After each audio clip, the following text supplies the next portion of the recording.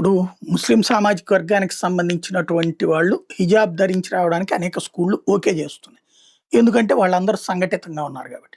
But హిందువులు విడిగా ఉంటారు కాబట్టి, ఇప్పుడు అయ్యప్ప మాల ధరించినప్పుడు స్కూల్లోకి రావడానికి వీల్లేదని అనేక చోట్ల అభ్యంతరాలు పెడుతున్నాం. ఎస్పెషల్లీ ఏదైతే ఈ మిషనరీ స్కూల్స్‌లో అభ్యంతరాలు పెడుతున్నాం. తల్లిదండ్రులు, మిగతా బంధువులు మిగతా అయ్యప్పలు కలిసి వెళ్లి గొడవ చేస్తే ఓకే అని అనుమతించి, ఆ తర్వాత ఇబ్బంది పెడుతున్నటువంటి సందర్భాలు ఉంటున్నాయి. ఇప్పుడు ఇది పోలీస్ శాఖ, తెలంగాణ పోలీస్ శాఖలో ఏమన్నా నిషేధం పెట్టారా? అయ్యప్ప మాల వేసుకున్నప్పుడు వాళ్ళు స్వంగా కాకి యూనిఫార్మ్ వేసుకొని పైన నల్లది ఇది వేసుకుంటారు. కండవా వేసుకుంటారు. అట్లాగే మెడలో ఇవి దండలు అవి వేసుకుంటారు. అయితే కంచన్‌బాగ్ సబ్ ఇన్స్‌పెక్టర్ కృష్ణకాంత్ అయ్యప్ప మాల వేసుకున్నారట. హైదరాబాద్ సౌత్ ఈస్ట్ డీసీపీ దానికి సంబంధించి ఇచ్చినటువంటి మెమో ఇప్పుడు వైరల్ అవుతోంది.